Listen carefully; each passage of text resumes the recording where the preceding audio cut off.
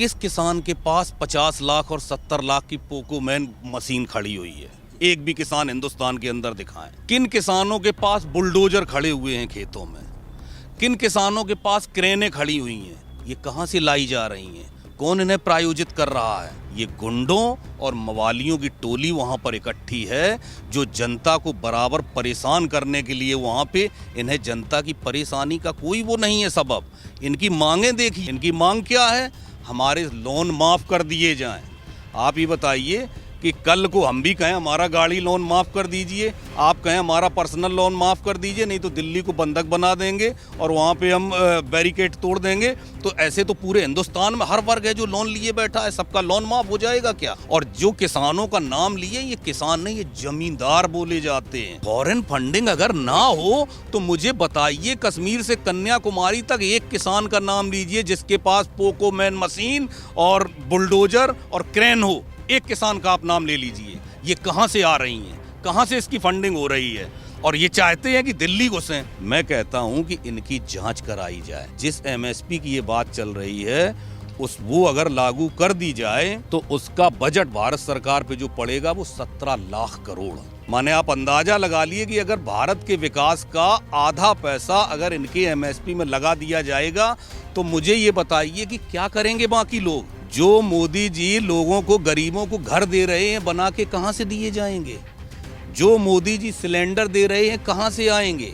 जो 80 करोड़ लोगों को अनाज दे रहे हैं वो कहां से आएगा? शंभू बॉर्डर पे इकट्ठा हुए हैं ये नंबर 1 के चोर, डकैत, उठाईगीर और खालिस्तानी है। इनकी तुलना आप अगर किसानों से कर रहे हैं, इनको किसान का नाम दे रहे हैं, तो किसान का नाम देकर किसानों को अपमान मत करिए। नंबर 1 बात, उन्हें अपमानित मत करिए। किसान अभी भी आप जाइए, अपने खेतों में है, वो अभी भी अपने खेतों में है। मुझे ये बताइए कि किस किसान के पास 50 लाख और 70 लाख की पोकोमैन मशीन खड़ी हुई है? एक भी किसान हिंदुस्तान के अंदर दिखाएं। किन किसानों के पास बुलडोजर खड़े हुए हैं खेतों में? किन किसानों के पास क्रेनें खड़ी हुई हैं? ये कहां से लाई जा रही हैं? कौन इन्हें प्रायोजित कर रहा है? ये गुंडों और मवालियों की टोली वहां पर इकट्ठी है, जो जनता को बराबर परेशान करने के लिए वहां पे इन्हें जनता की परेशानी का कोई वो नहीं है सबब। इनकी मांगें देखिए, इनकी मांगें आप देखेंगे, टीवी में रोज़ दिखाई जाती हैं, वैसे इनकी मांगें देखेंगे तो आप अपने आप समझ जाएंगे कि ये मांगें कौन करता है। चोर, डकैत और उठाईगीर, इनकी मांग क्या है? हमारे लोन माफ़ कर दिए जाएं। आप ये बताइए कि कल को हम भी कहें हमारा गाड़ी लोन माफ़ कर दीजिए, आप कहें हमारा पर्सनल लोन माफ़ कर दीजिए, नहीं तो दिल्ली को बंधक बना देंगे और वहाँ पे हम बैरिकेड तोड़ देंगे। तो ऐसे तो पूरे हिंदुस्तान में हर वर्ग है जो लोन लिए बैठा है, सबका लोन माफ़ हो जाएगा क्या? इन्हें लोन माफ़ करने हैं। मुझे बताइए, हमारे गाँव में एक भी सिंगल किसान नहीं है जिसने लोन लिया हो, क्योंकि वो बेचारे 4 बीघा, 5 बीघा, 3 बीघा, 7 बीघा ऐसे किसान हैं।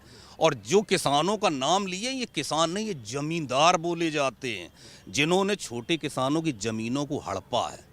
दूसरा, बिजली का बिल माफ़ करिए, बिजली का बिल पूरा ख़त्म करिए। आपको पता है कि जो वहाँ बैठे हैं, ये 50-50, 100-100 बीघा के जो बड़े बड़े नाम आप टीवी पे देख रहे हैं, ये 100-100, 200-200 बीघा के काश्तकार हैं, जमींदार। इनके खेतों में खुद का अलग ट्रांसफार्मर बिजली का लगा हुआ है। और हमारे जैसे, आपके जैसे जो छोटे छोटे किसान हैं, वो इनके यहाँ से बिजली का कनेक्शन लेके और अपने खेतों में पानी वानी की सिंचाई और बिजली रिलेटेड काम करते हैं, जिनसे ये लोग मन माने पैसा वसूल करते हैं। ये वो बिजली माफ़ कराने की, अपना माफ़ हो जाएगा और ये छोटे किसानों से ऐसे ही वसूली करते रहेंगे। ठीक है ना? तीसरी, कर्ज माफ़ी। तो कर्ज माफ़ी बोल दिया, लोन और कर्ज माफ़ी कर लीजिए। उसके बाद एमएसपी। मुझे ये बताइए, एमएसपी, छोटे किसान 4 बीघा, 5 बीघा, इनको एमएसपी से मतलब है कोई? इनको मतलब है बेचारे रात भर ऊपर वाले बादल देखते हैं, बारिश ना हो जाए, हे प्रभु बारिश ना हो जाए, हमारी फसल बर्बाद हो जाए, हे भगवान पाला ना पड़े, ओले ना पड़ जाएं। उन बेचारों को इससे फुर्सत नहीं है, वो एमएसपी के लिए लड़ेंगे। और जो एमएसपी की लड़ाई लड़ रहे हैं, ये बिजनेसमैन, टिकैत हों, पंधेर हों, चाहे वो कौन डल्लू फल्लू कौन है, जो भी हैं, बड़े जो आड़ती, बड़े जिनको अपने आप को किसान बोलते, मेरी नज़र में वो माफिया हैं। इनको किसान माफिया आप कह सकते हो। इन लोगों को ज़रूरत है। एमएसपी का लोड जो ये बोल रहे हैं, एमएसपी के बारे में पहले तो हमें ये बताए, जो यहाँ पे बैठे हुए हैं गुंडई कर रहे हैं, पंजाब के किसान गुंडई करने पे तुले हुए हैं, ये हमें ये बताएं कि पंजाब सरकार सिर्फ 2 फसलों पे एमएसपी दे रही है, जबकि जहाँ पे ये प्रदर्शन कर रहे हैं हरियाणा सरकार वो 13 फसलों पे एमएसपी दे रही है। तो इनमें अगर औकात है और राजनीति से प्रेरित नहीं है तो भगवंत मान का गला पकड़ें जाके कि हरियाणा सरकार 13 फसलों पे एमएसपी दे रही है तो कम से कम तुम भी दो 13 फसलों पे। लेकिन नहीं, क्योंकि उनका समर्थन है किसी तरह से, क्योंकि मुद्दा कोई इनके पास रह नहीं गया है। अब लाए, आपने सुना होगा वो कौन तो ढुल्लेवाल कौन, मेरी तरफ वीडियो आपने सुना होगा, सरेआम सारे लोगों के बीच में बोल रहा था राम मंदिर से मोदी जी का ग्राफ बहुत ऊपर चला गया है, इसको कैसे डाउन ला सकते हैं, समय मेरे पास अब बहुत कम रह गया है। यानी समझ गए आप, मोदी का ग्राफ कम करने के लिए ये हो रहा है, इसके अलावा और कुछ नहीं है।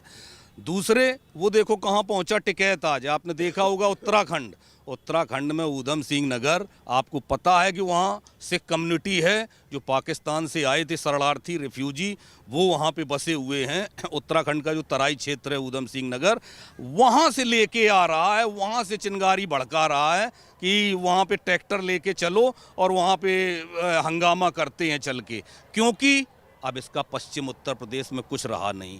पहले थोड़ा जब तक आरएलडी अलग थी, जयंत चौधरी जब तक अलग थे, तो थोड़ा बहुत जाटों का 2-4-5% इधर उधर मामला था।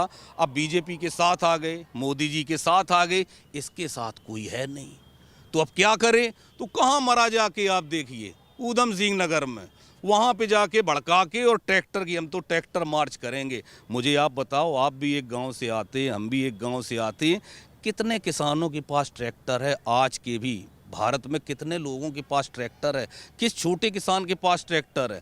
अभी भी बड़े लोगों का ट्रैक्टर लेता, उसके पैसे देता है और अपनी फसल की जुताई करवाता है या जो भी करवाता है। अभी ट्रैक्टर मार्च हो रहा है, ये ट्रैक्टर किनके हैं, ये जो भू माफिया हैं, गरीबों की बीघा 2 बीघा वाले हैं, उनकी गिरवी रख के हड़पने वाले जो हैं। मैं कहता हूँ कि इनकी जाँच कराई जाए। टिकैत साहब के कितने फार्म हाउस कर रहे, आप लोग टिकैत बोलते हैं, मैं उसे डकैत बोलता हूँ। उसके कितने फार्म हाउस हैं, गिनती करवाइए, जांच करवाइए, कितनी उसकी बसें चल रही हैं, कितने उसके होटल चल रहे हैं, इसकी जांच कब होगी। मैं भारत सरकार से और उत्तर प्रदेश सरकार से अपील करना चाहूँगा कि पिछली बार इसने जो नाटक किया था, उसके बाद किसान के नाम पे या कैसे भी थोड़ी गवर्नमेंट ने संवेदनशीलता दिखाते हुए जांच नहीं की थी, लेकिन अब इसकी जांच करे, इसकी संपत्तियों की जांच करे, इनके खातों की जांच करे, ये क्या करते हैं। और मैं सही मुद्दे से अलग जो है जा रहा था, मैं आपको बताऊं, एमएसपी पे बात चल रही थी। जिस एमएसपी की ये बात चल रही है वो अगर लागू कर दी जाए तो उसका बजट भारत सरकार पे जो पड़ेगा वो 17 लाख करोड़, और आपको पूरे साल का जो भारत का बजट है, इंडिया का बजट जो अंतरिम बजट में है, वो होता है 34 लाख करोड़। माने आप अंदाज़ा लगा लिए कि अगर भारत के विकास का आधा पैसा अगर इनके एमएसपी में लगा दिया जाएगा, तो मुझे ये बताइए कि क्या करेंगे बाकी लोग। जो मोदी जी लोगों को, गरीबों को घर दे रहे हैं, बना के कहाँ से दिए जाएंगे।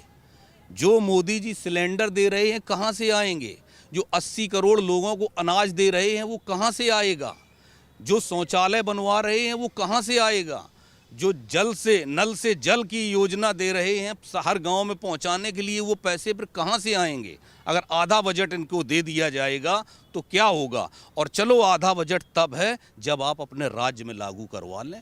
पहले आप पंजाब में 13 फसलों पे एमएसपी हरियाणा के बराबर तो ले आएँ, उसके बाद आप भारत सरकार से सवाल उठा सकते हैं कि आप करें। वहाँ क्यों नहीं गर्दन पकड़ रहा है। इससे ये जाहिर होता है कि ये राजनीति से प्रेरित है और राजनीति की वजह से सिर्फ इसको खड़ा किया गया है। लेकिन आप लोग भी देख रहे होंगे कि कोई जन समर्थन नाम की चीज़ नहीं है इस बार। पिछली बार तो थोड़ी बहुत सिंपैथी थी, कई मुद्दों में मुझे भी लगता था, अब कुछ उससे फ़ायदा हुआ नहीं इन लोगों को। और इनको ये समझना चाहिए कि अब ये चिल्लाते घूम रहे हैं सारे राजनीतिक दल और ये लोग, किसान की आय दोगुनी हो जाए। मोदी जी कह रहे थे किसान की आय दोगुनी हो जाए, क्यों नहीं हुई किसान की आय दोगुनी। अरे हराम खोरो, अब तो तुम ये कहने लायक ही नहीं रहे। किसान को सुखी समृद्ध बनाने के लिए और किसानों की आमदनी दोगुनी करने के लिए हो तुम मोदी जी, उसी के लिए तो 3 कृषि कानून लाए थे, जिसको लागू नहीं होने दिया था। 13 महीने तक धरना दिए बैठे रहे थे। अगर वो लागू हो जाते, ये खत्म हो जाते और गरीब किसान समृद्ध बन जाता, तब आप सवाल उठा सकते थे मोदी से इस बात के लिए। अगर वो तीनों कानून तुमने लागू होने दिए होते, फिर जवाब उठाते। चलो वो भी मैंने मान लिया, फसल किसानों को दुगनी आमदनी नहीं हुई, किसान बिल्कुल मरा जा रहा है, ये हो रहा है, वो हो रहा है। तो क्यों मरे जा रहे हो? 1 ही महीना रह गया है, चुपचाप घर पे बैठो और मोदी को उखाड़ फेंको। अपनी माँ का दूध पिया है अगर तुमने, और मोदी ने कुछ नहीं किया किसानों के लिए, तो किसान अपने आप उखाड़ के फेंक देंगे मोदी को। चुपचाप घर बैठो 1 महीने। यहाँ क्यों तुम्हें दिल्ली जाना है? अपने पंजाब में धरना दो, हिमाचल प्रदेश में धरना दे दीजिए जाके। हिमाचल प्रदेश क्यों नहीं धरना देते हो जाके? पंजाब में धरना दो, जहाँ के तुम लोग हो। तुम्हें दिल्ली क्यों जाना? दिल्ली में तुम्हारे साड़ू भाई रहते हैं क्या? वहाँ पे किस लिए तुम्हें धरना देना है जाके? राजनीति से प्रेरित अस्थिरता फैलाना, लोगों के जीवन स्तर में जाके ज़बरदस्ती उसमें इंटरफेयर करना, परेशान करना। लोगों को कितनी परेशानी होती है, कितना व्यापार पे असर पड़ता है इसका। दिल्ली, हरियाणा, पंजाब, तीनों सीमाओं के व्यापार पे कितना असर पड़ता है, ये वहाँ के व्यापारी से पूछिए, वो रो रहा है।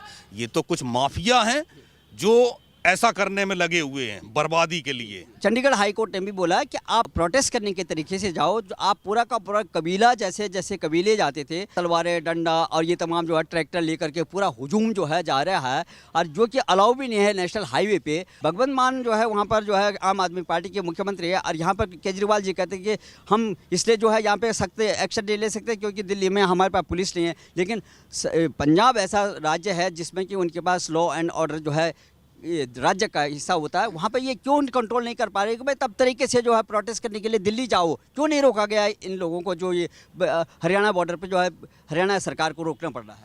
इसीलिए तो मैं कह रहा हूँ कि ये राजनीति से प्रेरित कांड है। इसमें जनता से कोई लेना देना नहीं है।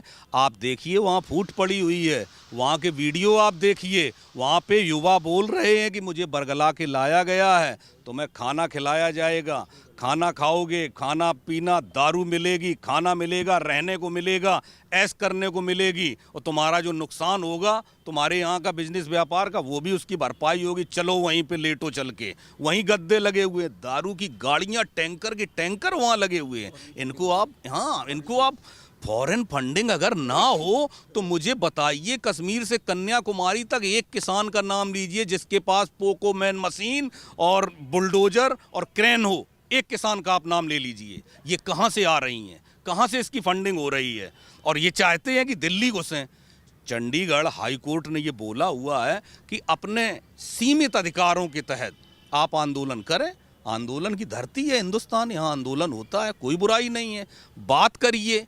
बात करने में जब सीधी सी बात है, किसान जो गवर्नमेंट है बोल रही, उनकी बातों को समझिए, उस बारीकी को समझिए। केवल तुम ही लोग चंद मुट्ठी भर लोग हो जिनके लिए हिंदुस्तान को बिल्कुल बंधक बना दिया जाए, जिसको सारी सुख सुविधाएं तुम्हें दे दी जाएं, तुम्हारे बिजली के माप बंद कर दिए जाए, तुम्हारे केस सारे वापस ले लिए जाएं। आप मांग देखिए कि सारे केस वापस हो जाएं। केस वापस क्या हो जाएं? तुमने चोरी की, जो डकैती की, जो मर्डर की, ये सब तुम्हारे वापस हो जाएं, क्योंकि तुम तो इसी हिसाब से बना दोगे ना अपना केस। आपने देखा होगा गाँवों में जो मर्डर केस या रंजसन जो मर्डर हुए हैं, उन सबको ये एक षड्यंत्र के तहत ले आएंगे किसानी में और सारे केस माफ हो जाएं। कौन सा छोटा किसान है मुझे बताइए जो लड़ाई लड़ता है गांव में? बिल्कुल, ये इंटेलिजेंस की ही रिपोर्ट मैं आपको बता रहा हूं। ये कहा गया कि इसी तरह से जिन लोगों को अंदर किया गया है, इनके केस सारे माफ हों, और केस माफ होंगे तो सारे लोग आ जाएंगे वापस, सारे वापस अपनी रूटीन लाइफ में आ जाएंगे। उसके बाद नए सिरे से गुंडागर्दी करेंगे और खालिस्तान मूवमेंट चलाने वालों को नए मोहरे फिर से मिल जाएंगे।